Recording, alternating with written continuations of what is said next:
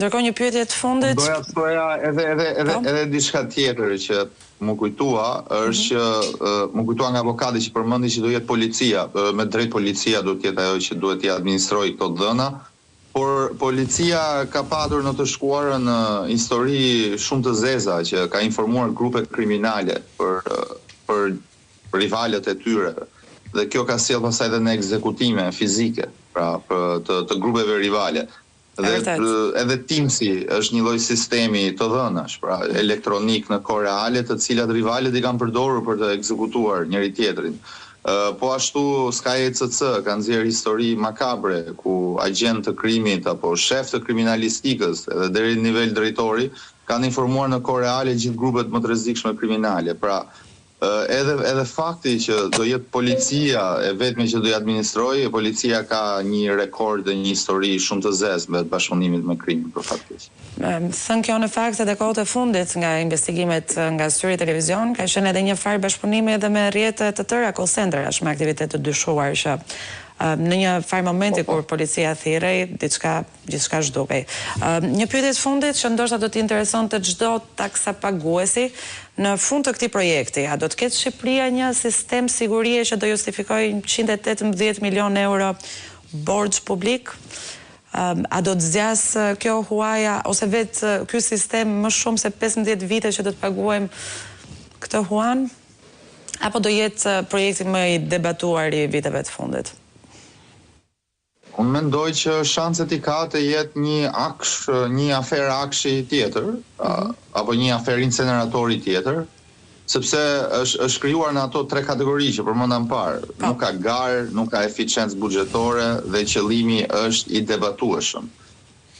Shqipëria nuk vuan në siguri publike se nuk ka mjete.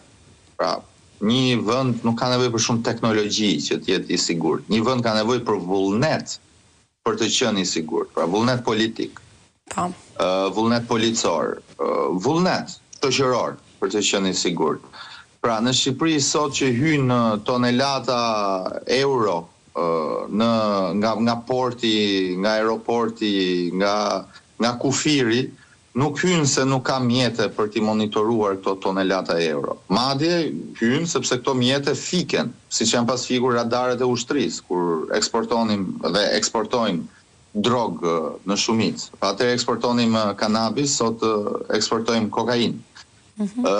Pra, çdo gjë është me sa vullnet ka. Shqipëria sot, për të qenë një vend i sigurt, ka nevojë për një qeveri e cila do luftoj për sigurinë publike. Do luftoj pastrimin e parave, do luftoj trafikimin e lëndëve narkotike, të cilat na kanë rrezikuar marrëdhënien strategjike me Shtetet Bashkuara të Amerikës, sepse ne po mundohemi të krijojmë marrëdhënie strategjike me lindjen e mesme dhe Emiratet e Bashkuara Arabe dhe po humbim marrëdhënie strategjike me Shtetet Bashkuara të Amerikës dhe me botën e lirë.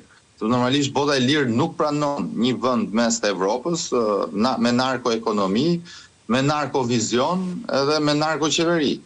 Pra, unë nuk mendoj se kjo ka përcjellur, le të themi, siguri publike më të madhe për Shqipërinë, por do sjellë korrupsion akoma dhe më të madhe në emrin e sigurisë publike. Dhe për këtë arsye mendoj dhe shpresoj që kjo të dështoj dhe ka mundësi të dështoj, në rast se patjetër presioni qytetar do vazhdoj, do rritet, megjithse gjasat dhe sinjalet duken jo inkurajuese, sepse ndërkohë që ne bëjmë protesta kaq të mëdha për shoqëria civile, kryeministri shkon dhe jep 4 milion euro për një këngëtar, apo tani do vazhdoj me të gjitha çmenduritë që kur ai vën kokë do t'i vazhdoj dhe në mënyrë arrogante, jo transparente, që të tregoj se është akoma ai që qeveris. Por maska i ka rënë, mediat ndërkombëtare po ja çjerrin atë maskë, në opinionin publik i cili ishte manipuluar me shumë para dhe me shumë dhunë dhe me shumë intimidim, po çlirohet dhe imazhi i Edi Ramës si një autokrat që keq përdor taksat tona, po del edhe po bëhet akoma dhe me kristal në mendjet e qytetarëve. Në rregull, zoti Çaça?